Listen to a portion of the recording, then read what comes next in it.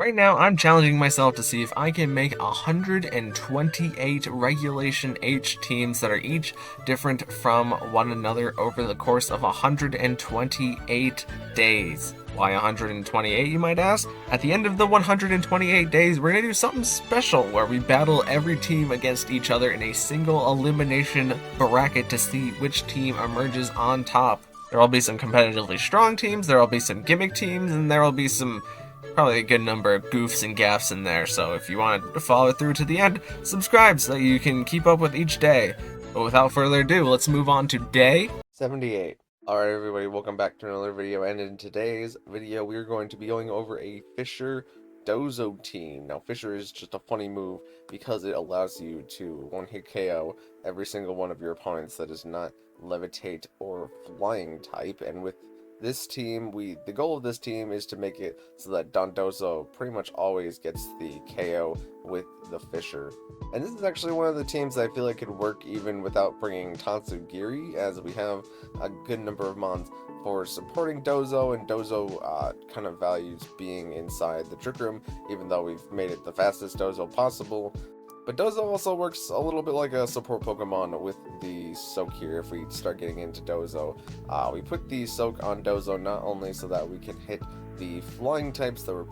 previously immune to the Fissure, we can also use Soak in order to get rid of opposing Pokemon stabs, so that we can maybe stall for just a tiny bit longer in order to get one of our other Pokemon to pick up some KOs. But Palma is also electric type, so if we click Soak into an opposing Pokemon and make them water type, we can use Palma's electric type moves to always be super effective. As well as on Dozo, we have the Substitute just to try and save ourselves for a turn, but also to stall, because if we go full Dozo mode and we use up all our Fissures, we're going to be out of Fissures, but we can at least maybe stall the opponents and some of their PP with like the Substitute, with our leftovers option, and also the Protect, just to make it sure that Dozo has a bunch of health at all times, to also make sure that we're getting off all 8 of our Fissures. Of course, we're unaware on Dozo because we don't want the opponent setting up in front of our Dozo, and we are Terra Poison because Poison is only weak to ground and psychic types. Up next, we got Tatsugiri, and this Tatsugiri set is meant to stick around for at least a turn,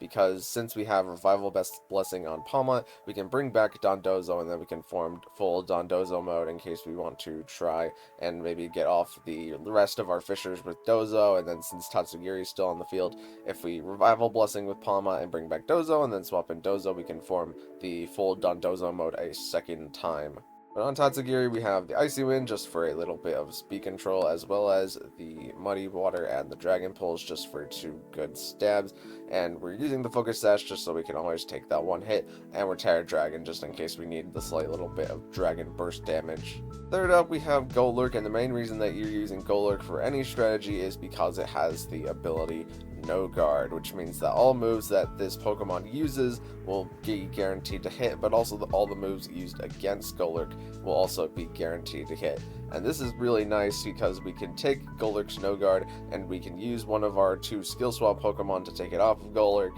and then whenever we swap in Dozo, we can skill swap the No Guard onto Dozo in order to make sure that the Fissure always lands. And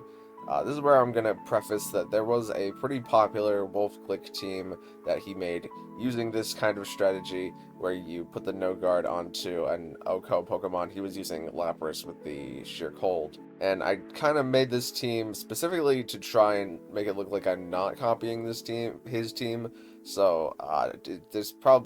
this team is probably not super practical in a lot of places, just because Wolf Click's team is extremely practical in a lot of places. For our Golurk, we have the Poltergeist just for doing a lot of good ghost type damage, as well as the high horsepower for our ground stab type damage, and we have the Dynamic Punch to line up with our Terra that allows us to resist things like dark type attacks, but also Dynamic Punch is guaranteed to land because of our No Guard and the 100 base power, and the fact that it always guarantees a confusion to maybe stall some turns is really nice on the Golurk, as well as to make it so that Golurk survives maybe perhaps just 1 attack so that we can get off the skill swap. We have the Citrus Berry on Golurk just to give it some extra health, and we are min speed, so hopefully we can function inside of the Trick Room. But even then, Golurk's not extremely slow, so it's not a great Trick Room mon, but it's slow enough to be a Trick Room mon. Oh, I was missing an EV. Should have used that. Next up, we got Medicham, and Medicham is our first skill swap mon, as there was a Lycanroc Midnight form team that came out that used this strategy, and it used Medicham.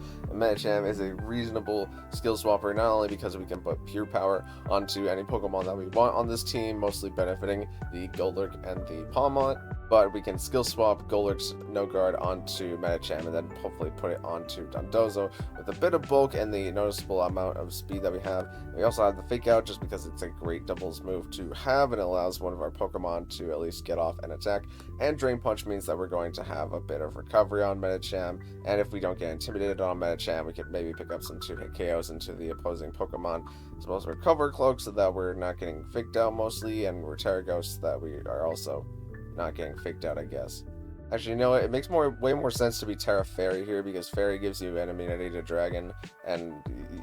Ghost still makes you weak to Ghost, and Fairy's not weak to Ghost. So I actually have a lot of team changes that I need to update on the team sheet. Next up, we got Palma, and Palma is here to do the idea that we mentioned before, where we use the Revival Blessing in order to bring back Dozo, or maybe one of the other Pokemon that's essential for the strategy in order to kind of outlast the opponent there, or maybe get off more chances to land the Fissure. But Palma itself is a really good attacker because we have its signature attack Double Shock, which will get rid of our electric typing once we use it once. It's a 120 base power move, so it has a pretty notable drawback. However, we can get rid of that drawback if we go for Terrestrialization, because we will become an electric type, and then once you are an electric type, your type cannot be changed once you're Terra, so we can Double Shock as many times as we want. And there's kind of a secret mode here that is like, we don't have to count on Fissure Dozo at all, where we just put Medicham's huge power onto Palma, and then we start like getting a bunch of KOs with Double Shock, and then if we need Dozo, we can use the Soak in order to make opposing Pokemon water type, just to nuke anything that we really want. We also have the Close Combat just as our other form of stab damage, and I'm using the Air Balloon on Palma, but you know what, I'm making team changes, I might as well change this. The Air Balloon's kind of useless. We're gonna go Clear Amulet so that we're not getting intimidated on Palma. I think this is one of the changes that you'll actually notice, but I don't think there was a ground type move that was thrown into Palma at any point during the 3 replays that we're going to go over, so just imagine that it's Clear Amulet. And last but not least, we have Bronzong, who is another skill swap Pokemon, but Bronzong is different from Medicham in the fact that we don't have Fake Out, but we do have the Trick Room, so if the opponent is not willing to Fake Out into Bronzong, we can get up the Trick Room, hopefully, and then we also have the option for when we skill swap away the No Guard from Golurk onto Bronzong, we can go for that guarantee to land Hypnosis, because we are No Guards in order to put the opponent to sleep, to stall for a bit, in order to get Dozo in, for Dozo to start clicking Fissure into things. And we have the Nightshade just not only because it's possible for a Pokemon to be Focus Sash, but just in case we need to chip the opponent for some guaranteed damage. As well as we are Terra Dark on Bronzong just to avoid Prankster Taunts, and we're Mental Herb on Bronzong to avoid not only like Prankster Encores, but also just manual taunts from things like Mouse Hold. It's nice to have the Mental Herb on Bronzong to get up the Trick Room. But yeah, that's the basic gist of the team. Let's get into some battles. Alright, so first up we have a battle against a Sun team here, but they don't have a Pokemon like Ninetales or Torkoal with the Drought to automatically set up their Sun, so they're playing at a slight disadvantage where they either have to use their Whimsicott to set up the Sun in order to activate like their Charizard or their Leafeon. So game starts out and they lead Incineroar and Whimsicott, and we lead Palma and Medicham here, and Palma's floating with its balloon, but it got attack dropped by the Incineroar, but just maybe pretend that didn't happen because now we're Clear Amulet. They decide to swap in Farigiraf here, and then they swap in the Charizard, which catches our Fake Out, but it does not catch our Close Combat onto Charizard. And Palma's really fast, so unless this Charizard is a Scarf set, it means that it won't be outspeeding the Palma, but you really don't need the Scarf set whenever you have Whimsicott for your speed control. So next turn, I swap in Dozo here, and they Helping Hand their Charizard, but we just Double Shock into Charizard. And of course, that's just going to pick up the KO. As Incineroar returns to the field, gets down another Intimidate. We swap out into Medicham as the Fake Out Medicham, and we land the Fissure into Farigiraf, just trying to fish for the Fissure there. And the opponent just decides to give up for whatever reason. So unfortunately, we didn't get off the actual strategy there, but we just annoyed the opponent with Fissure Dozo, so that's a win in my book. I mean, realistically, it depends what they have in the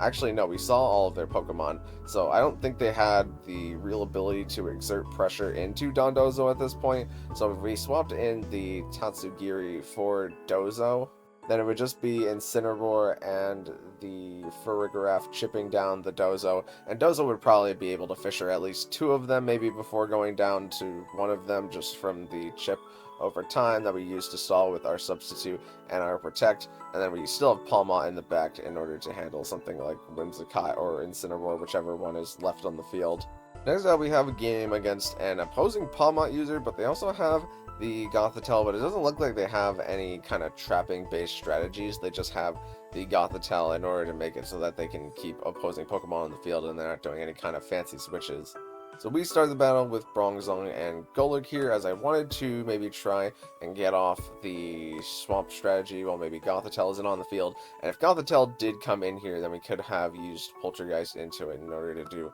big damage into it. But I immediately swapped Tatsugiri here because I didn't want Golurk to go down, and I figured Tatsugiri would take at least 1 hit because of its Focus Sash. And I skill swap the Incineroar here to perhaps get off the Intimidate. But the Incineroar did more damage to the knockoff to me than I expected it to, so it really wasn't great intimidating there, so we're already at kind of not a great spot. I bring back in Golurk here, and Golurk also takes more Grassy Glide damage than I expected because of the Intimidate, but at least Incineroar parting shots out here, so we get the ability to set up the Trick Room with the Bronzong here. I Terra Fighting Golurk, and they do Grassy Glide Golurk and take it out in 1 hit there, as I tried to skill swap in order to get Bronzong to live the turn, and now we get Dozo in here as a helping hand, the Rillaboom, and I protect Dozo because I figured that was the slot I was going to attack into. And I try to get the Hypnosis into Rillaboom since it's the main damage piece right now, and currently Bronzong is not Levitate because I skill swapped the Intimidate with the Incineroar. Just a side note there, that's also the reason partially why I did the swap, is because now Bronzong is getting healing and we intimidated the opponent, so it was a nice use of the skill swap there. They go for just Grassy Glide, which does a lot of damage to Dozo because we're not unaware to the attack drop right now, but we sleep the Rillaboom and we land the Fissure, so I guess the 60% accuracy from the Hypnosis and the 30% accuracy from the Dondozo added up to 90%, so we landed both of our attacks that turn logically. But pretty big play there, getting rid of their most damaging Dozo piece. They helping hand their Incineroar here, but we protect our Dozo, and they helping hand faked out Dozo, which I'm not quite sure why, but we get the Hypnosis off into Incineroar, and now we're just fishing for our Fissures. They're heal pulsing their Incineroar, but that doesn't matter if we just OHKO their Pokemon, and I decide to take their Shadow Tag as they intimidate us back, but the intimidating Dozo doesn't matter here because we only have Fissure. And now we decide to form full Tatsu in order to, or full Dozo rather, not full Tatsu. But they click Fake Out with Gothitelle, but I don't think there's anything else that Gothitelle can do at this point, so they're just kind of stalling. And we're trying to land the Fissure, and we do land the Fissure on Incineroar, so now it is a 3v2 scenario with Palmot, and I protect here because I did not want them to break the sub quite yet, and we can just get some free leftovers recovery. But Palmot actually takes his turn to go for the Revival Blessing, and of course they bring back Rillaboom, who is their most important Dondozo damaging piece, as they continue to heal up Palmot, just in case we have something other than Fissure to perhaps hit the opposing Pokemon with. But now we need to land another Fissure into the opponent as Close Combat comes out, but it does not break the sub pretty notably on Dondozo, so we get to block the next Grass type attack from the Rillaboom if they decide to go for like Grassy Glide here.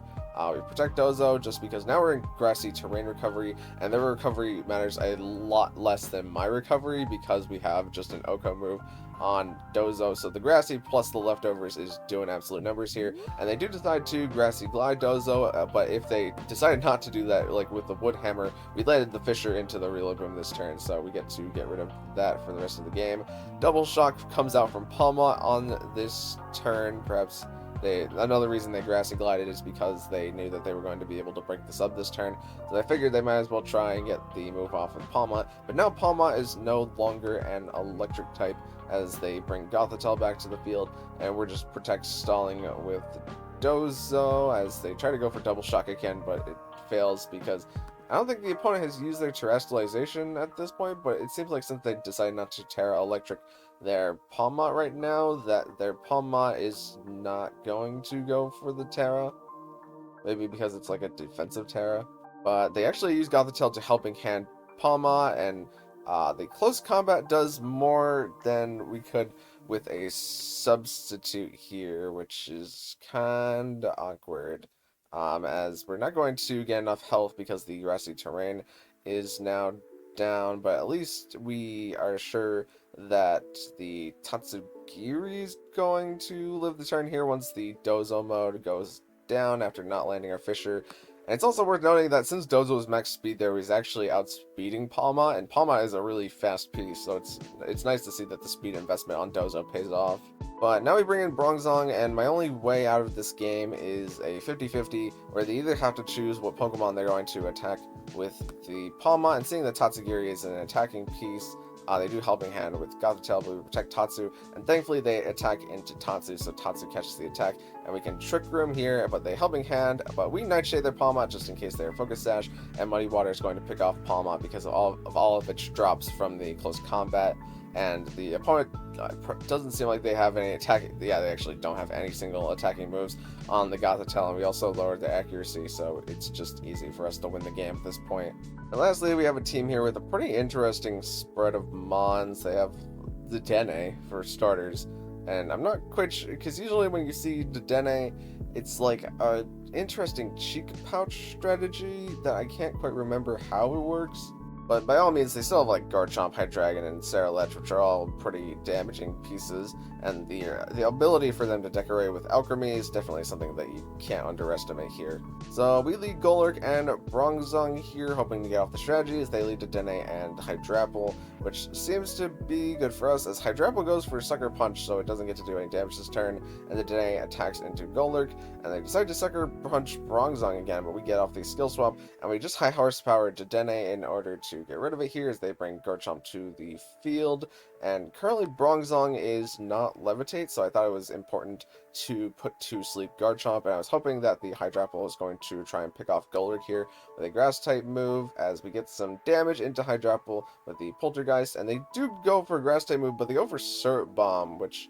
I don't think is the most damage that they could have done there. Like if they went for Energy Ball, they probably would have been able to pick off Golurk, but we just manually swap in Dozo here, and I did not want the Garchomp waking up at the end of this turn because I went for the Hypnosis into Hydrapple so that we can at least get Dozo in safely. And both Pokemon take their sleep turns as we skill swap the Dondozo here, but Hydrapple is actually slow enough to underspeed the Dozo inside of Trick Room because we have so much speed investment on the Dozo, but thankfully Hydrapple does not wake up on its second turn there, as we saw how much damage it did to Golurk, who doesn't have very much investment in living attacks other than like the HP. So I feel like Dozo probably would have lived that Syrup Bomb, and then they would have kept making us slower inside of the Trick Room with the Syrup Bomb, but I mean, we'd avoid taking the grass type attack, as I probably would have gone for Protect and then Trick Room again on this turn. But now we form the full Dondozo mode so that Dondozo can be faster than everything,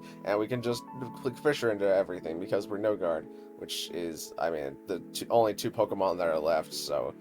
guaranteed win endgame there because our Pokemon are so fast, and there's no way that Saralech was going to beat Dondozo mode. But this last game was definitely how the strategy is intended to work. It's just, as you saw, the opponent kind of needs to give you some turns in order for it to work out more often than not. So yeah, that was the Fissure Dozo team as part 3 of Dozo Week. I guess I didn't mention that before. And also, as I mentioned before, there are better Pokemon for using this strategy with, as Lapras is one of the ones that comes to mind that's pretty tanky, so you don't need Dozo in order to try and put the No Guard OHKO move onto a Pokemon. It's just Dozo is probably one of the more convenient / tanky ones to do it with. Thank you guys so much for watching, and I will see you in the next one. Thank you.